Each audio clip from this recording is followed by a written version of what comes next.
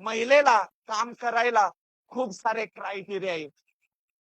तिला प्रथम उठून घरदार सगळं आवरणं, मुलांचं आवरून देणं, त्यानंतर उरलेल्या वेळात घरचं सगळं काम करणं आणि मग तिला जो वेळ मिळेल त्याच्यात तिला काम करणं.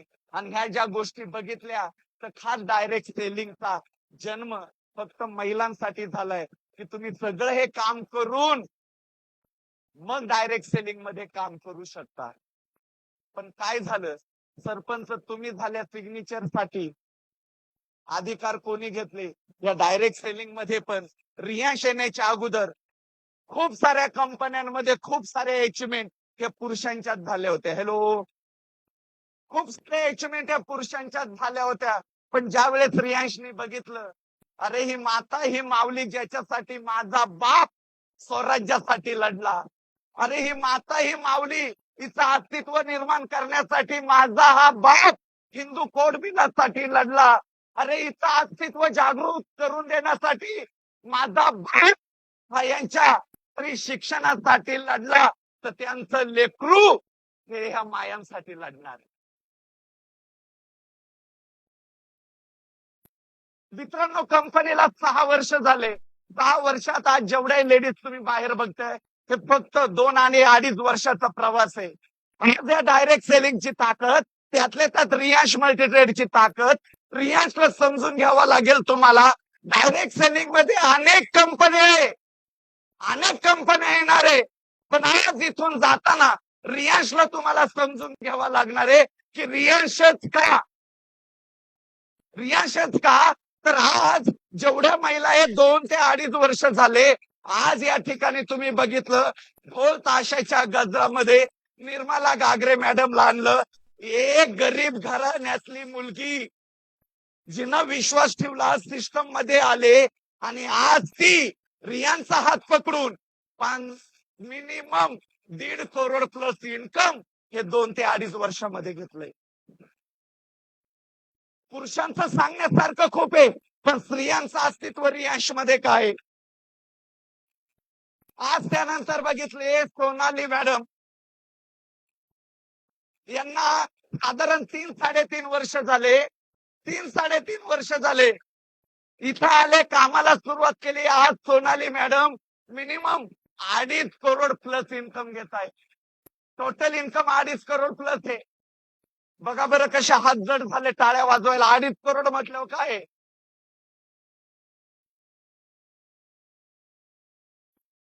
आज स्त्रीचा दुश्मन कोणीच नाहीये. स्त्रीचा दुश्मन स्वतः स्त्रीचे. सासूला सुनाचं वावड आणि सुनाला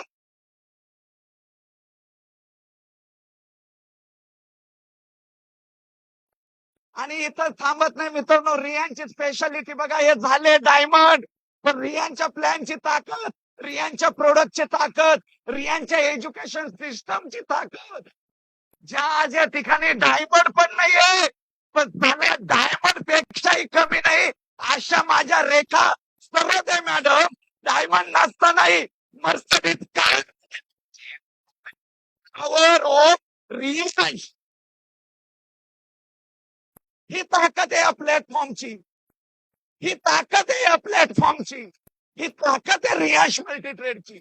की तुम्ही जर इमानदारीनं काम करता, खऱ्या नियतीनं काम करताय, तुमच्या स्वाभिमानासाठी काम करताय, तुमच्या हक्कासाठी काम करताय, जगामध्ये एकच प्लॅटफॉर्म आहे ते म्हणजे रियांश मल्टीट्रेड तुमच्या हक्कासाठी काम करणार. मित्रांनो, आज तुम्ही या ज्या गरिबीमध्ये ना तायांनो, माझ्या आयांनो, आज तुम्ही या गरिबीमध्ये, या गरिबीचे चटके ऑलरेडी खाऊन आलेला हा माणूस आहे.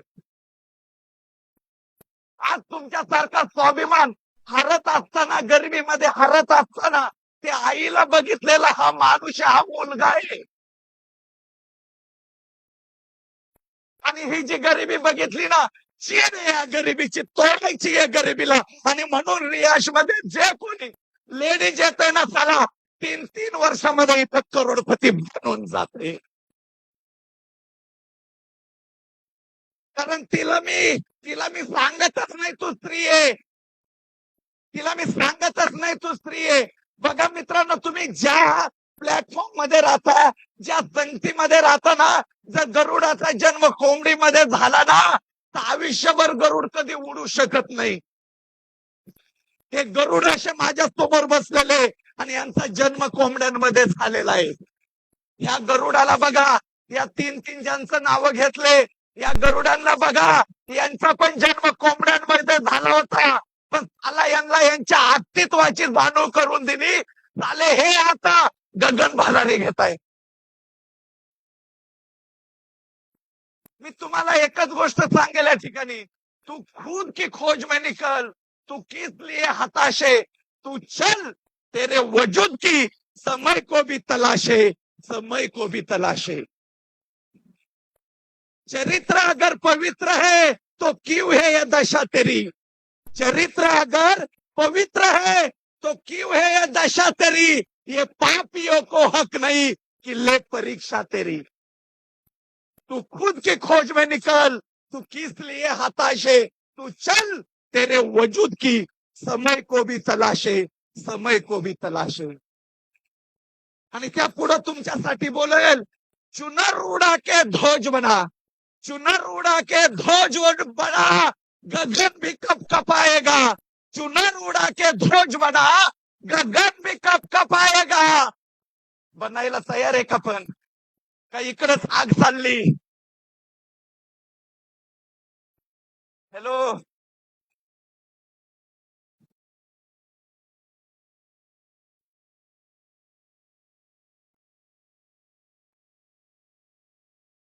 पण पुढं कविताच येत नाही मला.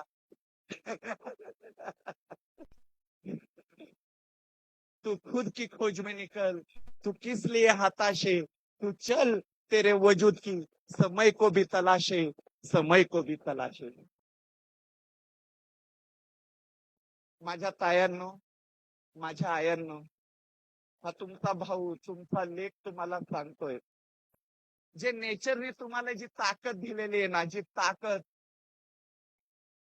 स्त्रीच ज्या वेळेस डिलेव्हरी होते ना, ज्यावेळेस डिलेव्हरी होते, त्यामध्ये जो पेन असतो, तो जो दर्द असतो, त्याच्यातला 10% बी दर्द, 10% बी पेन जर पुरुषाला झालं ना, पुरुषाला, तर तो जागेवर मरू शकतो, जागेवर मरू शकतो. एवढे ताकद स्वरूपी तुम्ही इथं बसलेले. अहो, काय काय गाणे तुमच्यावरती लिहिल्या गेलेले. तू ग दुर्गा, तू भवानी, काय काय गाणे तुमच्यावरती यार लिहिलेले. कधीतरी ते गाणे बघा, त्या गाण्यासारखं काहीतरी करा. रियांश आहे ना सोबत आजपासून. आणि रियांश म्हणजे काय, रियांश म्हणजे स्त्रियांसाठी ज्या शिवबाने स्त्रियांचा अधिकार मिळवून देण्यासाठी, कारण बघितलं की बर पार्टी येत आहे आणि स्त्रियांना ज्या वेळेस ते युद्ध लढतात, युद्ध लढा ना यार, युद्ध लढा, युद्ध जिंका, तुम्ही जिंका. पण जिंकत असताना त्या राज्यातल्या स्त्रियांची आबरू नुकसान, आबरूची छळ करताय. शिवबाला हे खपलं नाही आणि माझ्या बापाने या स्त्रियांच्या अधिकारासाठी अख्खा स्वराज्य बनवून टाकला.